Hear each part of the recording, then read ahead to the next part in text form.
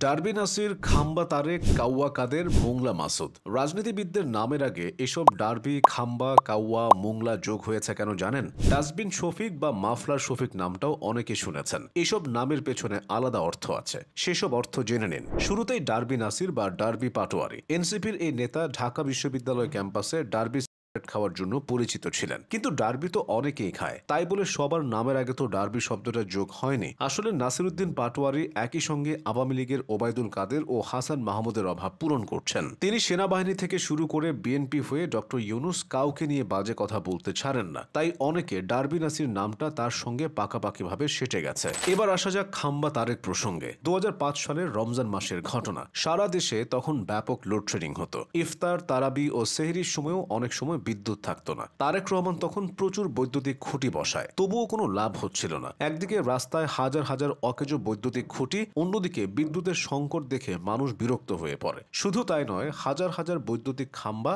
তথা খুঁটি বসানোর মাধ্যমে তারেক রহমান কোটি কোটি টাকা নিজের করে নিয়েছেন বলে অভিযোগ আছে। তাই বিরক্ত হয়ে সাধারণ মানুষ তারেক জিয়ার নাম দেয় খাম্বা তারেক। পরে তারেক রহমানের রাজনৈতিক প্রতিপক্ষ তাকে খাম্বা তারেক নামে ডাকতে শুরু করে। এভাবে তিনি খাম্বা তারেক হয়ে গেছেন। এছাড়া অনেকে তাকে 10% ও দেশ নেতা নামেও ডাকে। অনেকের ধারণা কাকের মতো কর্কশ কণ্ঠের কারণেই ওবায়দুল কাদেরকে কাউয়া কাদের নামে ডাকা হয়। আসলে কিন্তু তা না। ২০১৭ সালের ঘটনা। ওবায়দুল কাদের গিয়েছিলেন সিলেট সফরে। তিনি সিলেটের সরকারি আলিয়া মাদ্রাসা মাঠে বক্তব্য দিচ্ছিলেন। হঠাৎ করে বলেন, আওয়ামী লীগে কাউয়া ঢুকছে, বের করতে হবে। অন্য দল থেকে যারা আওয়ামী লীগে ঢুকেছে তাদেরকে তিনি কাউয়া বলেছিলেন। সিলেটের আঞ্চলিক ভাষায় কাউয়া অর্থ কাক। কাক যেহেতু কোকিলের বাসায় ডিম পারে, তাই আওয়ামী লীগে ঢুকে পড়া ব্যক্তিদেরকে তিনি কাউয়া বলেছিলেন। এরপর থেকেই ওবায়দুল কাদেরকে কাউয়া কাদের নামে ডাকা শুরু হয়। এই নাম শুনতে শুনতে তিনি বিরক্ত হয়ে পড়েন। একদিন হাত জোর করে সাংবাদিকদের উদ্দেশ্যে ওবায়দুল কাদের বলেন, মাফ চাই, প্লিজ আপনারা আর কাউয়া মুরগি লিখবেন না। এ কারণে কাউয়া কাদের নামটা সবার মুখে মুখে ঘোরে। ওবায়দুল কাদেরকে অনেকে ওকা নামেও ডাকেন।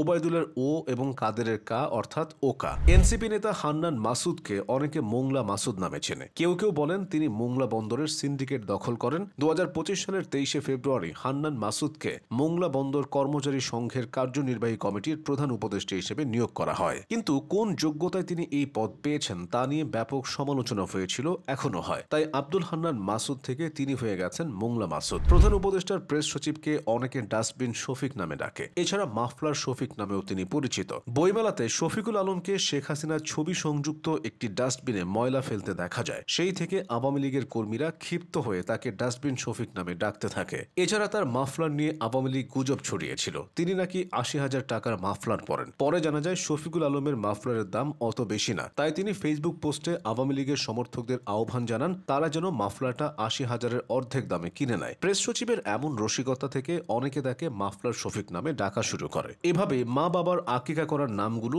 নানান ঘটনার কারণে ডার্বি, খাম্বা, কাউয়ার মতো বাজেভাবে উচ্চারিত হচ্ছে।